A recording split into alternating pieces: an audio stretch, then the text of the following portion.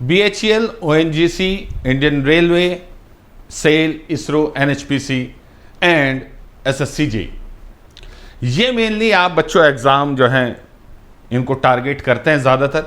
बाकी ओकेजनली कभी कभार बीच में भी कुछ PSUs के एग्ज़ाम आ जाते हैं। ये मैं आपको क्यों बता रहा हूँ, ये तो आपको पता ही है। एक्चुअली मैं इसलिए बता रहा हूँ बच्चों ये कि इन सब एग्ज़ाम में आप नोटिस करेंगे बच्चों एक बहुत इंपॉर्टेंट पोर्शन जो बच्चों का सबसे ज़्यादा वीक रहता है, वो है बच्चों प्रोडक्शन इंजीनियरिंग। प्रोडक्शन इंजीनियरिंग सबसे वीकेस्ट रहने वाला पोर्शन है। और कमाल की बात यह है बच्चों कि RRB JEE में इतना हैवी प्रोडक्शन आता है कि बच्चों ने देखा है कि कुछ बच्चों का जो है प्रोडक्शन इंजीनियरिंग को बहुत ध्यान से पढ़ने पर ही एग्जाम क्वालिफाई कर सकते हैं। ये बच्चों का मानना है और हमारा भी यही मानना है कि अगर RRB JEE में प्रोडक्शन इंजीनियरिंग अच्छे से मजबूत नहीं है, आपने अच्छे से नहीं पढ़ी है, तो आप लोगों का बच्चों एग्जाम क्वालिफाई होना मुश्किल हो जाता है। ठीक है, इसी तरीके से जैसे BHL है, इस BHL में बच्चों इस तरीके के टॉपिक्स पूछे जाते हैं जो जनरली डिप्लोमा लेवल पर नहीं आपने पढ़े हैं अपनी डिग्री के दौरान। जैसे कि मैकेट्रॉनिक्स हो गया, रोबोटिक्स हो गया, CNC DNC, आप उस लेवल पे नहीं पढ़ते हैं कि आप उन पे MCQs करें, जस्ट बेसिक सी चीजें पढ़ते हैं बच्चों। तो यानी कि यहां पे एक जरूरत है कि इस तरीके के कंटेंट की कि आप लोगों के इन सब एग्जाम्स में जो है बच्चों जो प्रोडक्शन का पोर्शन है जो काफी पूछा जाता है वो क्लियर हो। ठीक है, SAIL, ONGC, ISRO, इसमें भी अनकन्वेंशनल क्वेश्चन बहुत आते हैं बच्चों। जैसा फॉर एग्जाम्पल RRB JEE में बच्चों मेट्रोलॉजी नहीं आती है, लेकिन ISRO में मेट्रोलॉजी से जरूर क्वेश्चन आते हैं। क्लियर?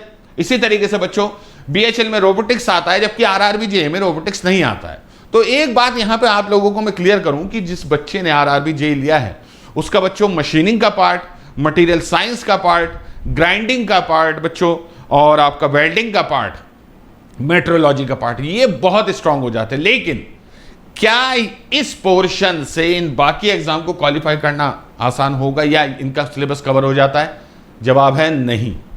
क्योंकि BHL का जब आप सिलेबस देखेंगे तो उसमें देखेंगे बच्चों कि उसमें कास्टिंग भी है, फॉर्मिंग भी है, मैकेट्रॉनिक्स भी है, रोबोटिक्स भी है, CNC DNC भी है, CAD CAM भी है, और आपका मशीनिंग, वेल्डिंग, ये सब चीज़ें तो हैं जो आप नॉर्मली पढ़ते हैं। ठीक है, ISRO में पाउडर मेटलर्जी से क्वेश्चन आते हैं, तो पाउडर मेटलर्जी यहाँ इंपॉर्टेंट बन जाता है बच्चों, इंपॉर्टेंट टॉपिक बन जाता है। ONGC में भी इन सभी टॉपिक में से एक एक क्वेश्चन पूछ लिया जाता है। अब सवाल ये उठता है कि हम क्या करें? जिस बच्चे ने RRB JEE का कोर्स ले लिया उसके लिए तो मुश्किल हो गई है बच्चों कि वो सिर्फ RRB JEE का सिलेबस तैयार कर पा रहा है, बाकी किसी एग्जाम का हो ही नहीं पा रहा है क्योंकि मुश्किल है। ठीक है, और स्पेशली वो बच्चे जिन्होंने SSC JEE की प्रिपरेशन के लिए SSC JEE का कोर्स लिया था, उनका सिर्फ थर्मल पोर्शन बहुत स्ट्रांग होगा, क्योंकि प्रोडक्शन के 4-5 क्वेश्चन के लिए आप दुनिया का सबसे बड़ा सिलेबस कवर नहीं करना चाहेंगे। आप नहीं चाहेंगे कि आप पूरी मशीनिंग, पूरी वेल्डिंग, पूरी फॉर्मिंग, पूरी कास्टिंग, पूरी पाउडर मेटलर्जी सब पढ़ें। किस वजह से? कि SSC JEE के आपको 4 से 5 क्वेश्चन करने हैं, 6-7 क्वेश्चन, 8 क्वेश्चन, मैक्सिमम 8 क्वेश्चन। तो समस्या आ जाती है बच्चों के सामने, खासतौर से SSC JEE के बच्चे और RRB JEE के जो बच्चे हैं।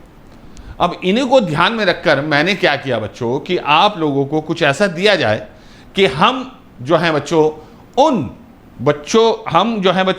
बच्चों की मदद कर सकें जो बच्चे इन कोर्सेज को ले चुके हैं और इनसे प्रिपेयर कर चुके हैं। फॉर एग्जाम्पल, जिस बच्चे ने SSC JEE का कोर्स ले लिया है उसका थर्मल पोर्शन को उसे टेंशन लेने की जरूरत नहीं है, वो काफी अच्छा हो गया है। ठीक है, इसी तरीके से डिजाइन पोर्शन भी इससे काफी कवर हो जाता है। लेकिन जिस बच्चे ने RRB JEE का सिलेबस लिया है बच्चों, तो क्या वो बच्चा SSC JEE का एग्जाम दे सकता है? दे सकता है बेटा, लेकिन उस लेवल पे नहीं, क्योंकि RRB JEE में बच्चों IC इंजन उतना नहीं पूछा जा रहा है। RRB JEE में बच्चों जितना कि SSC JEE में पूछा जाता है। बेसिक थर्मो उतने लाइन से क्वेश्चन, FM के लाइन से क्वेश्चन इस तरीके से नहीं मिलता है। तो ये जो डाइवर्सिटी है ना इन बिटवीन द एग्जाम, इसको जो है बच्चों आप एक ही तरीके से कवर कर सकते हैं कि आप थर्मल पोर्शन पूरा मैकेनिकल का, डिजाइन पोर्शन और प्रोडक्शन पोर्शन, ये पूरे पोर्शन को आप थॉरोली पढ़ें, तब आप इन विविड्स एग्जाम के लिए प्रिपेयर कर सकते हैं। ठीक है, तो अब इस परेशानी को कैसे सॉल्व करेंगे हम? इसका बड़ा ही आसान एक हमने सॉल्यूशन निकाला है कि क्यों ना ये जो कन्वेंशनल प्रोडक्शन इंजीनियरिंग है, जैसे कि वेल्डिंग, कास्टिंग, फॉर्मिंग, ये ठीक है, वेल्डिंग का और आपका मशीनिंग और ग्राइंडिंग, ये सारी चीज़ें, इनको अनकन्वेंशनल प्रोडक्शन के साथ भी जोड़कर एक कंप्लीट पैकेज आप लोगों को दिया जाए जिसमें क्लासेस लाइव चलें। ठीक है, तो वही बच्चों ये कोर्स मैं आप लोगों के लिए लेकर आया हूं। ठीक है, ये मेरा पर्सनलाइज्ड कोर्स है। इसमें आप देखेंगे बच्चों कि हमने बहुत सारे टॉपिक जोड़े हैं, ठीक है। जैसे कि मटेरियल साइंस होता ही है हर एग्जाम में, ठीक है। आपका फॉर्मिंग कास्टिंग हर एग्जाम में नहीं होता, कैट कैम हर एग्जाम में नहीं होता, मशीनिंग हर उसमें होता है बच्चों, ठीक है। इसमें अनकन्वेंशनल मशीनिंग भी पूछी जाती है बच्चों। मेट्रोलॉजी लगभग हर एग्जाम में पूछा जाता है बच्चों, ठीक है। ग्राइंडिंग और फिनिशिंग ऑपरेशन लगभग हर एग्जाम में पूछे जाते हैं बच्चों, ठीक है। बट फॉर्मिंग एंड कास्टिंग नहीं पूछी जाती, तो ज्यादातर हम पढ़ते भी नहीं है, लेकिन इसमें पढ़ेंगे, ठीक है। कैड कैम बहुत ही अनयूजुअल है, नहीं पढ़ना चाहते बच्चे, अच्छा भी नहीं लगता है, लेकिन आते हैं एग्जाम में। भाई बीएचएल में तो आता ही है, आपने देखा लाइन से क्वेश्चन थे, ठीक है। मैकाट्रॉनिक्स भी एक ऐसा सब्जेक्ट है जो कि पूछा जाता है, ठीक है। एनसी, सीएनसी, डीएनसी ये बड़ा पूछा जाने लगा, खासतौर से पीएसयूज में। पीएसयूज में बच्चों CAD cam, mechatronics, CNC, DNC से काफी क्वेश्चन आ रहे हैं। इसके अलावा बच्चों सरफेस ट्रीटमेंट्स यानी कि कोटिंग, पेंट, इनामल, इस पे भी क्वेश्चन आने लगे हैं अब हर जगह। रेलवे में तो आते ही थे, इस पे भी आने लगे हैं। एंड पाउडर मेटलर्जी, तो आप देख रहे हैं ये सारे ऐसे टॉपिक्स हैं जो आप लोगों को प्रोडक्शन इंजीनियरिंग में पढ़ने चाहिए, लेकिन हम पढ़ नहीं पाते हैं because of the exam curriculum, यानी कि जो उनका सिलेबस है उसकी वजह से हम नहीं पढ़ पाते हैं।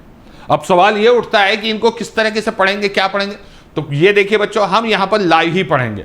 अब काफी क्वेश्चन यहां पर आप देखेंगे जो है इन टॉपिक से पूछे जाते हैं, और लिटरली बीएचएल जैसे एग्जाम में बच्चों एक बहुत बड़ा पोर्शन जो है प्रोडक्शन इंजीनियरिंग से आ रहा है, बहुत बड़ा है एक वो जो है बच्चों, ठीक है।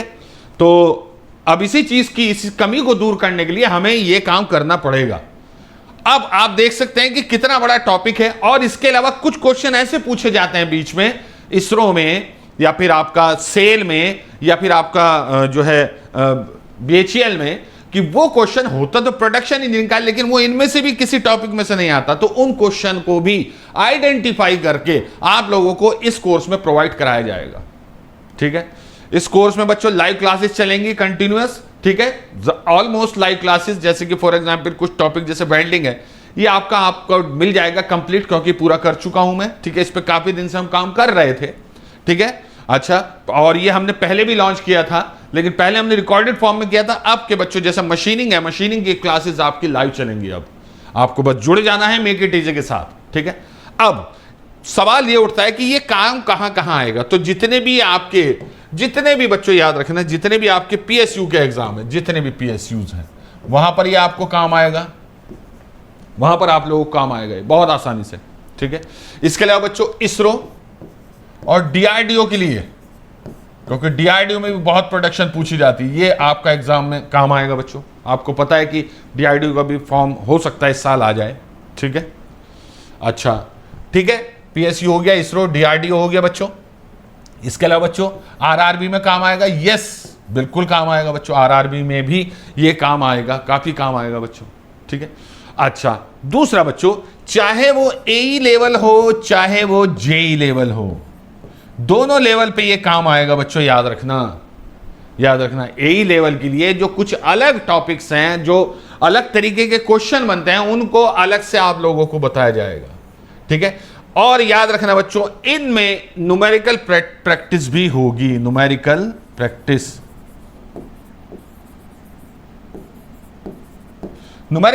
भी आप लोगों को कराई जाएगी। जितने भी सब्जेक्ट है, जहां जहां से न्यूमेरिकल आ सकता है वो भी कराया जाएगा। तो इसलिए एई और जेई के लिए ये one of the best production का कोर्स रहने वाला है, ठीक है। तो जो बच्चे सीरियस एग्जाम निकालने के लिए, वो बच्चे जरूर अप्रोच करें इसको। इसकी कॉस्ट 1599 हमने रखी थी, लेकिन MIE कोड लगाकर ये आपको लेस देन 1000, लगभग 950 के आसपास पड़ जाएगा बच्चों, ठीक है। तो 950 में सिलेबस देख लीजिए बच्चों कितना है, आपको ये बहुत ही अच्छा कोर्स मिलने वाला है। तो बस आपको कुछ नहीं करना है, अभी ऐप डाउनलोड करनी है बच्चों, जाइए, कोर्स लॉन्च हो चुका है ये, वहां पर आप जाकर कोर्स परचेज कीजिए, उसमें कंटेंट डल चुका है कुछ, ठीक है। और उसमें लगातार लाइव क्लासेस चलती रहेंगी, और कुछ ऐसे टॉपिक्स जिनके अलग से क्वेश्चन अजीब से आ जाते हैं, उनको अलग से रिकॉर्ड करके स्पेशल टॉपिक्स में डाला जाएगा, ताकि वो टॉपिक्स भी आप लोगों के क्लियर हो जाए। तो क्वेश्चन को आइडेंटिफिकेशन का काम अब मेक इट इजी में चल रहा है, हाँ, ठीक है। आप लोग क्वेश्चंस को पढ़िए, याद कीजिए। अब हमारा काम यह है कि we are going to identify the question, कि क्वेश्चन एक्चुअली क्या, कहां से पूछे जा रहा है, कौन सा पोर्शन इंपॉर्टेंट है, इस पर काम चल रहा है बच्चों आप लोगों के साथ, ठीक है। तो आप लोगों को बच्चों इस कोर्स को आज ही परचेज कर लेना है और इसमें इनरोल करके पढ़ाई स्टार्ट कर देनी है, ठीक है। उम्मीद करूंगा बच्चों कि ये साल और आने वाले साल में जितने भी फॉर्म आए उसके सभी एग्जामों में आप क्वालिफाई हो, आपके पास नंबर ऑफ ऑप्शंस हो जॉब्स के। हमारी यही कोशिश है बच्चों, ठीक है। चलिए किसी और इन्फॉर्मेशन के साथ एक बार फिर से आप लोगों के सामने आऊँगा, तब तक के लिए thank you very much and all the very best.